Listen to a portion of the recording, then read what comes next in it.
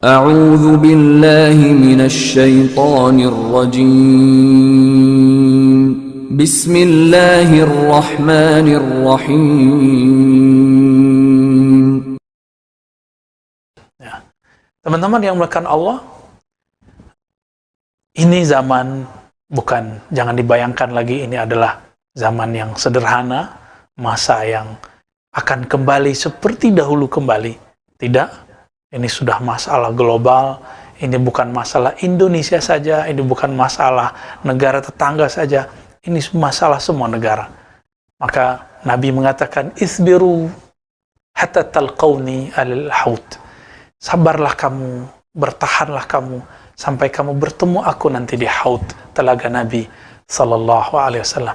Namun kita tidak mau sabar, kita suka beropini, suka mengkritik yang tidak tepat. Kita mengkritik tapi isinya mencaci. Ketika mencaci, isinya kemudian menyudutkan. Dan seorang muslim tidak akan melakukan itu tentunya. Sibabul muslim fusuk. Mencaci sesama muslim adalah kefasikan. Wa qitaluhu kufrun. Wa qitaluhu kufrun, membunuhnya adalah sebuah kekufuran. Teman-teman dimuliakan Allah, sahabat dimuliakan Allah, akidah Ahlussunnah mengenai akhir zaman, tentang peristiwa akhir zaman, ini sudah digariskan dengan jelas di dalam rukun iman.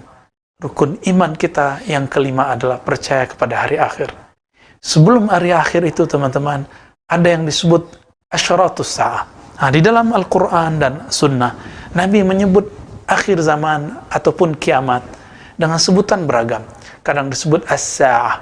Sa'ah dalam artian waktu, time. Juga berarti al-qiyamah, berdirinya suatu kejadian. Juga disebut dengan al-waqi'ah, kejadian besar. Juga disebut dengan istilah yang rumit ya, al-fitan ya. Ada zalazil dan segala macam, namanya sangat banyak. Untuk masuk ke arah sana, kita menemukan hadis-hadis yang beragam, dan Nabi SAW menyampaikannya dalam waktu-waktu tertentu. Sahabat-sahabat meriwayatkan lalu dikumpulkan oleh para ahli hadis. Kemudian ulama kita di zaman sekarang membaginya bahwa akhir zaman itu, teman-teman, ada tanda-tanda yang disebut asyarat sughra, tanda-tanda kecil daripada hari kiamat. Dan yang kedua, ada tanda yang wusta, kejadiannya di pertengahan, setelah melewati masa yang kecil-kecil, tanda yang kecil-kecil. Tanda kecil ini ditandai dengan diutusnya baginda Nabi, wafatnya beliau, terjadinya pembunuhan terhadap ahlu bait beliau, terjadinya huru-hara di berbagai negeri di tanah Arab, dan segala macam. Nanti ada lagi setelah itu wusta. Setelah wusta baru kubra. Nah, wusta berarti pertengahan, kubra berarti tanda-tanda besar yang kemudian disebutkan dalam hadis Muslim. Ada 10 tanda besar sebelum kiamat terjadi. Lalu kita sekarang berada di mana, teman-teman? Ini bukan untuk menakuti, tapi untuk basyiran wa nadhira. Sekarang kita tugasnya adalah nazir, mewarisi tugas kenabian, yaitu memberikan peringatan agar umat warning, agar kita ketika kajian akhir zaman tertata, tidak terjebak kepada hal-hal yang bersifat halu, mencocok logikan.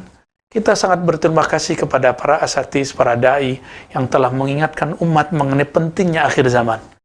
Cuma, apabila kajian ini tidak ada arahnya, tidak mengikuti kaidah-kaidah Ahlussunnah, yang terjadi nanti adalah cocok logi, ketidaksabaran, lalu kemudian sangat mudah untuk diracuni agar terjebak kepada hal-hal yang justru menambah fitan, menambah kekacauan.